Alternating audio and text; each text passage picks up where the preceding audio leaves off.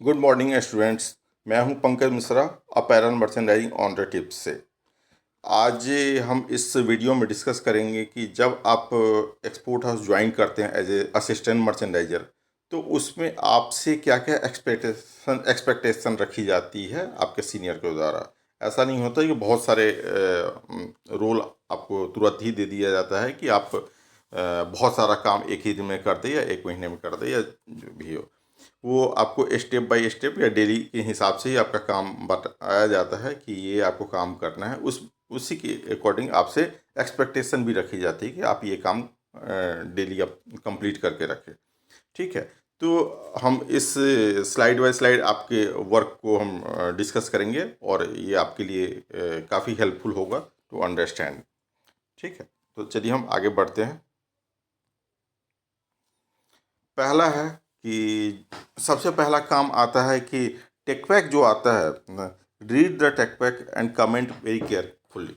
तो जो भी टेकपैक आते हैं बायर के, उसको आपको बड़े ध्यान से उसको पढ़ना है और उसके सारे कमेंट समझने हैं कि उस टेकपैक में क्या क्या लिखा हुआ है। कि बहुत सारे टेकपैक में छोटे छोटे पॉइंट लिखे होते हैं, किसी टेकपैक में सारा डिटेल होता है, किसी टेकपैक में कुछ डिटेल कम भी होता है। और ये वेरी करता है कि हर बायर का अलग अलग टेक पैक होता है और उनके टेक पैक बनाने का भी तरीका अलग अलग होता है। तो कुछ में टोटल फैब्रिक से लेके ट्रिम, धागे वागे सब कुछ का डिटेल आपको मिल जाएगा। कुछ ऐसे टेक पैक मिलेंगे कुछ वायर के, और कुछ वायर में इतने सारी डिटेलिंग नहीं होती है। बेसिक इन्फॉर्मेशन दे दिया जाएगा कि फैब्रिक ये है, ट्रिम ये है, और आप उसके हिसाब से बना दो। ठीक है, तो आपको टेक पैक पूरी तरह पढ़ना है और जिसमें सारी डिटेलिंग होती है तो उस बारे को आप तो और बारीकी से पढ़ लो कि कुछ छूट ना जाए, क्योंकि जितना ज़्यादा डिटेल रहेगा बायर उसको उतने बारीक से चेक भी करता है सैंपल को। ठीक है, क्योंकि बहुत जगह तो थ्रेड के भी डिटेल किए होते हैं कि थ्रेड इस थिकनेस के चाहिए, इसका टिकेटी टिकेटी ये होना चाहिए। तो वो आपको बना के सैंपल में वही यूज करना होगा। आपको खरीद मार्केट से खरीद के वही यूज करना पड़ेगा। ठीक है, तो ये आपके क्लियर हो गए। टेक पैक आपको अंडरस्टैंड करना है, पढ़ना है, अंडरस्टैंड करना है, क्योंकि आप ही तो आगे जाके समझाओगे किसी पैटर्न मास्टर को कि इसको ऐसे बनाना है। जब आपका ही कॉन्सेप्ट अगर क्लियर नहीं रहेगा, आप ही अगर नहीं समझोगे कि इसमें क्या पूछा गया, तो पैटर्न मास्टर, सैम्पलिंग टेलर और सैम्पलिंग सुपरवाइजर को आप क्या बताओगे। इसलिए पहले उसको पढ़िए। अगर आपको नहीं समझ में आता है तो आप अपने सीनियर से पूछिए। ठीक है, और सीनियर ने क्लियर कर दिया तो अच्छी बात है। अगर उनसे भी नहीं होता फिर बायर से पूछा जाता है, बायर पे उसका रिप्लाई कर देते हैं। ठीक है, अगला है इसमें पॉइंट कि सैंपल को हम बना put the sample into the development and making on time. जब टेक पैक आ जाता है तो सारे के सारे ट्रिम्स और फैब्रिक जो भी होता है उसे टेक पैक के अकॉर्डिंग हम अरेंज करके सैंपल को बनने के लिए हम डाल देते हैं सैम्पलिंग रूम में, कि अब ये हमारा बनने के लिए तैयार हो। उसमें सब कुछ पैटर्न वैटर्न भी होता है। हर एक्सपोर्ट हाउस के अलग अलग रूल होते हैं।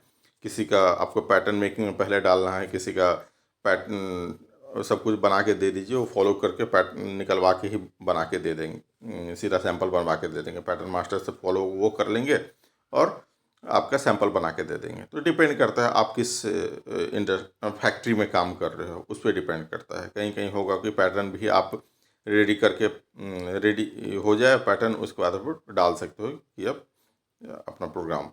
ठीक है, लेकिन सैंपल बहुत जल्दी डालना है। जितनी जल्दी कमेंट आए, जितना टेक पैक है उतना जल्दी, क्योंकि बनने में टाइम लग जाता है उस सैंपल को। और क्योंकि लिमिटेड ही टेलर होते हैं सैम्पलिंग में, उसी में हर बायर का लोड होता है। लिमिटेड ही टेलर हो सकता है, 2 टेलर, 3 टेलर, 4 टेलर ही आपको एक बायर के लिए मिलता है। उससे ज़्यादा जनरली नहीं मिलता है, क्योंकि बायर अगर फैक्ट्री बड़ी है तो बायरों की संख्या भी बहुत ज़्यादा होगी। तो आपको बहुत जल्दी उसको डालना है ऑन टाइम, कि जल्दी से ये बन के रेडी हो जाए। तो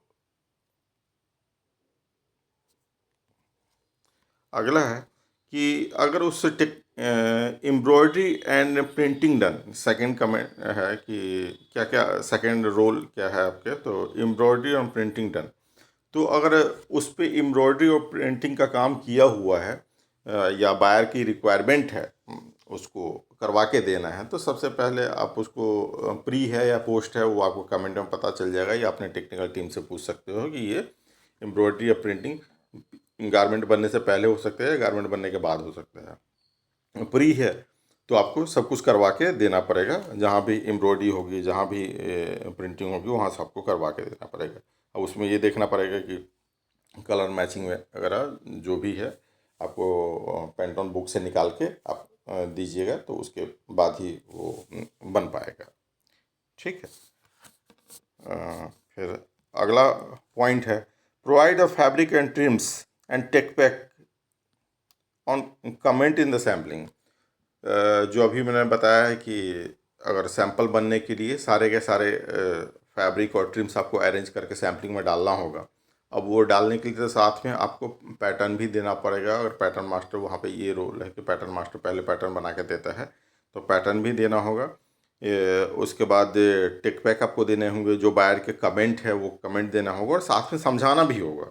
तो आप समझाओगे नहीं इसमें कमेंट, तो उस उनको पता कैसे चलेगा कि इसमें ये बायर का कमेंट आया हुआ है। और ये क्योंकि बहुत ऐसे भी लोग होते हैं जो नहीं समझ पाते हैं, और इस इंडस्ट्री में बहुत ऐसे मिलेंगे आपको जो कमेंट नहीं समझ पाते, इंग्लिश नहीं जानते हैं। एक्सपीरियंस के हिसाब से तो जान लेते हैं, बायर के हिसाब से भी जान लेते हैं, कुछ ऐसे भी नए नए आ जाते हैं। तो पहले आप समझो फिर उनको समझाओ। उसके बाद सैंपल को फॉलो अप करना कि सैंपल किस स्टेज में, आपने सैंपल तो बनने के लिए डाल दिया आपने, अब सैंपल बनने के लिए डाल दिया और सैंपल बन भी रहा है कि नहीं बन रहा है, किस स्टेज में है, अभी कटिंग भी हुई है नहीं हुई है, पैटर्न बन के मिला नहीं मिला। उसके बाद पीस अगर बाय द वे एम्ब्रॉयडरी करवाना है, वो कहते हैं नहीं हम ब्लॉक कटिंग करके देंगे, आप जाके एम्ब्रॉयडरी करवा के दीजिए, प्रिंटिंग करवा के दीजिए, तो ब्लॉक कटिंग उन्होंने काट के दिया है कि नहीं, अगर काट के दिया तो आपको फिर जाके उनको एम्ब्रॉयडरी करवा के उनको देना है। फिर सैंपल किस स्टेज पे आपका पहुंचा है ये आपको देखना पड़ेगा कि सैंपल आपके किस स्टेज पे मतलब पहुंचे हैं। कि एम्ब्रॉयडरी हो गई, अब उसकी अगर एम्ब्रॉयडरी हो तो एम्ब्रॉयडरी हो गई, कटिंग हो गई, मशीन पे लोड हुआ है कि नहीं, मशीन पे चल रहा है या बीच में ही रोक दिया गया, ऐसा भी होता है। मैं आपको प्रैक्टिकल बता रहा हूँ, ऐसा भी होता है। किसी और का अर्जेंट आ गया तो आपका पीस रुक गया, और आपका अर्जेंट आ गया किसी और का पीस रुक जाता है, ऐसा भी होता है। उसके बाद पीस उतारने के बाद वो फिर पीस में क्यूए के पास गया कि नहीं, क्यूए उसको देख रहा है, रिव्यू करना है कि यहाँ प्रेशर बहुत होता है। हर आदमी अपने स्टाइल के लिए कंसर्न होता है, वो अपना स्टाइल निकालने के चक्कर में होगा, तो आपको अपने स्टाइल के पीछे भागना है। 2 3 4 5 जो भी है आपके सैम्पलिंग में चल रहे हैं एक दिन में, तो आपको उसके पीछे भाग भाग के आपको अपने सैंपल निकलवाना है। क्यूए के पीछे भागिए, फिर उसको और वॉशिंग करवाना है, वॉशिंग में जाके चेक करवाइए कि क्या जो भी स्टेज है उन स्टेज को कंप्लीटली फॉलो कीजिए कि किस स्टेज पे है, उससे बाहर निकल के, क्योंकि मेन एम है सैंपल तैयार हो के बायर के पास कुरियर हो जाए, या बाइंग हाउस जाना है तो बाइंग हाउस चला जाए। उसके लिए जो प्रोसेस और जिस स्टेप पे काम करना हो कीजिए। ठीक है। ये हाँ, जो मैंने पिछले स्लाइड में डिस्कस किया है, get the sample check by the QA and packed in the packed the sample. तो अब आपका सैंपल हर स्टेज से होके आ गया है, अब वो सैंपलिंग से उतारने के बाद क्यूए के पास गया है कि नहीं, और क्यूए के पास गया तो क्यूए से सैंपल चेक करवाइए, उसको फिर चेक वेक होने के बाद सैंपल को पैक करवाइए इसको, क्योंकि अब ये बायर को कुरियर होगा, बायर बाइंग हाउस के पास जाएगा। उसके बाद सैंपल जब आपने कुरियर कर दिया, तो सैंपल कुरियर करने के बाद आपका ये, अगर कोई बायर डायरेक्टली बायर को भेज रहे हो, सैंपल कुरियर करने के बाद ये काम होता है कि वो उसका जो एयरवेबिल नंबर है जिस कुरियर से भेजा है वो आपको बायर को देना पड़ता है। अब बायर को कैसे दोगे, हो सकता है आपको राइट नहीं है बायर को कॉरस्पॉन्डेंस करने के लिए, तो आप अपने सीनियर को दे दो, ये एयरवेबिल नंबर से पैकेट गया है, आप बायर को भेज सकते हो, तो वो अपना मेल पे डाल देंगे इसको। ठीक है, बायर को। उसके बाद जब वो सैंपल बायर के यहाँ से चेक हो जाता है, क्योंकि सैंपल का फॉलोअप करना आपका काम तो रहेगा नहीं, सैंपल फॉलोअप आपके सीनियर कर लेंगे, क्योंकि सैंपल कुरियर गया हो तो बायर से कम्युनिकेशन आपके सीनियर कर लेंगे। तो उसके बाद जब वहाँ से कमेंट आ जाता है, फिर वो काम आपका स्टार्ट हो जाता है एज ए असिस्टेंट मर्चेंडाइजर, कि फिर उसको जो भी कमेंट आया बायर से, फटाफट वो कमेंट लेकर के आप उस कमेंट को अपने पैटर्न मास्टर को जल्दी से दीजिए, और वो उसके पैटर्न को आप करेक्शन करवाइए उस पैटर्न में, कि जो करेक्शन है, ठीक है। और करेक्शन हो गया, फिर से दोबारा से वही प्रोसेस स्टार्ट हो जाता है सैम्पलिंग के स्टेज पे। तो आज जो हमने डिस्कस किया है कि सैम्पलिंग से रिलेटेड आपके क्या क्या काम है। बहुत सारे एक्सपेक्टेशन है, बहुत सारे डिफरेंट डिफरेंट डिपार्टमेंट है। मैं हर दिन एक नए वीडियो में और भी एक्सपेक्टेशन आपको बना के वीडियो बना के आपके साथ शेयर करूँगा। अब एक रिव्यू कर लेते हैं कि सैंपल कितने तरह के होते हैं टोटल जो हम एक बार क्योंकि आपने एज ए रिसेंटली ज्वाइन किया है तो हो सकता है आपको जानकारी हो या ना हो, तो एक बार देख लेते हैं। तो सबसे पहले होता है प्रोटो सैंपल या डेवलपमेंट सैंपल, जो जिसके जो टेक पैक के बेस पे हम बनाते हैं। उसके बाद वो सैंपल पास होने का फिट सैंपल होता है, जो ओनली फॉर द फिटिंग बनता है। वो बायर किसी जनरली पर्टिकुलर एक या दो साइज जो मांगता है। छोटे वाले होते हैं तो दो साइज मांग लेता है, और लेडीज गारमेंट्स होता है तो एक साइज मांगता है। फिर साइज सेट होते हैं। साइज सेट का मतलब होता है जंपिंग साइज। मान लीजिए किसी स्टाइल में 6 साइज हैं तो बायर कहेगा मुझे 3 साइज में सैंपल बना के दिखा दो, ठीक है। तो ये ज़रूरी नहीं है कि हर के साथ हो, लेकिन जो बच्चों के गारमेंट होते हैं उसमें मांग लेता है, ठीक है। तो बच्चों के गारमेंट टॉडलर वगैरह सब हो गए, उसमें साइज रेंज भी 2 से लेके 12 14 16 तक चले जाते हैं कभी कभी। तो उसमें टेक पैक वो मांग लेते हैं साइज से। साइज सेट पास होने के बाद पीपी सैंपल। पीपी सैंपल आप जानते हैं कि पीपी सैंपल एक्चुअल फैब्रिक में बन के जाता है, एक्चुअल टिप्स वगैरह लग करके। जहाँ तक फिट सैंपल और साइज सेट सैंपल का सवाल है कि वो ऑल्टरनेट कलर में जा सकता है, लेकिन सेम फैब्रिक की क्वालिटी सेम होनी चाहिए कि वो फिटिंग के लिए जाता है। और पीपी सैंपल सब जिसमें सब कुछ एक्चुअल होना चाहिए कि ये फाइनल अप्रूवल के जा रहा है, ये इस अप्रूवल के बाद हम शिपमेंट की कटिंग कर सकते हैं। उसके बाद पीपी सैंपल के साथ हम टेस्टिंग सैंपल भी साथ में बनाते हैं, क्योंकि बहुत बायर होते हैं जो जिनका टेस्टिंग अप्रूवल के बाद ही वॉश केयर बनता है। तो पीपी सैंपल के साथ साथ वो भी एक्चुअल फैब्रिक में ही बनेगा, ऑब्वियस है। तो टेस्टिंग सैंपल भी हम जीपीटी बना लेते हैं।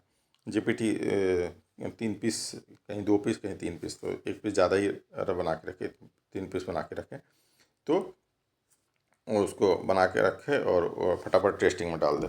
फिर उसके बाद टीओपी सैंपल हो रहा, जिसको हम टॉप ऑफ द प्रोडक्शन कहते हैं। तो जब शिपमेंट स्टार्ट होती है, कटिंग जब स्टार्ट हो जाता है, तो उसके बाद इनिशियल स्टेज पे कुछ सैंपल बनाए जाते हैं प्रोडक्शन लेवल पे। उसमें से एक सैंपल बायर को भेज दिया जाता है कि ये टॉप ऑफ द प्रोडक्शन है, सारी शिपमेंटें हमारी ऐसी ही आएगी, तो आप इसको देख लीजिए। तो बायर उस पर कोई कमेंट होता है, जनरली नहीं आता है, और अगर आता है तो फिर उसको इनकॉर्पोरेट किया जाता है शिपमेंट में। उसके बाद शिपमेंट सैंपल जब इंस्पेक्शन होता रहता है, उसमें एक इंस्पेक्शन होने के टाइम में एक सैंपल इंस्पेक्शन पूरी शिपमेंट में से उठा लिया जाता है कि वे आते हैं उठा के लेके चले जाते हैं। इसमें से पूरी इंस्पेक्शन करने के बाद कि एक बायर को रेफरेंस के लिए भेज देते हैं, यही हमारा शिपमेंट। क्योंकि अगर सी से शिपमेंट जा रही है तो ऑब्वियस से कम 1 महीने का टाइम लग जाएगा, 20 दिन का ट्रांजिट लग जाता है, तो टोटल 1 महीने के बाद तो ये तो कुरियर से चला जाता है, कुरियर से जाने में मैक्सिमम 2-3 दिन में बायर के पास पहुंच जाता है, ठीक है। तो ये आज हमने डिस्कस किया एक्सपेक्टेशन ऑफ रोल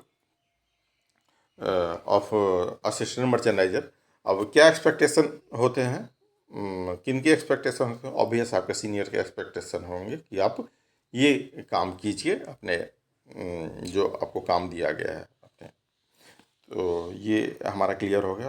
अब मैं ये बता देता हूँ कि इस प्लेलिस्ट में, इस अपैरल मर्चेंडाइजिंग ऑन टिप्स में बहुत सारे 50-52 वीडियो डाले हुए हैं। अगर आप ये सारे वीडियो देख लेते हैं तो आपका बेसिक कॉन्सेप्ट क्लियर हो जाएगा। अगर आप फ्रेशर ज्वाइन कर रहे हो या अभी आप पढ़ाई ही कर रहे हो, तो अगर आप पढ़ाई करके आया हो तो उससे आपको तो थ्योरी का नॉलेज हो जाएगा, लेकिन जो मैंने सारे वीडियो बनाए हैं ये आपको प्रैक्टिकल नॉलेज आपको देंगे। तो ये जो इंडस्ट्री में है उसके प्रैक्टिकल नॉलेज आपको मिलेंगे, ठीक है। तो एक बार आप वो सारे वीडियो देख लो, जिससे आपके सारे कॉन्सेप्ट, सारे डाउट वगैरह क्लियर हो जाएंगे, और उसके बाद आप आराम से ज्वाइन कर सकते हैं। फिर भी आपको कहीं पे कोई डाउट आ रहा है तो आप मुझे कमेंट सेक्शन में जाके कमेंट कीजिए, मैं उस पर रिप्लाई कर दूँगा। चलिए, थैंक यू।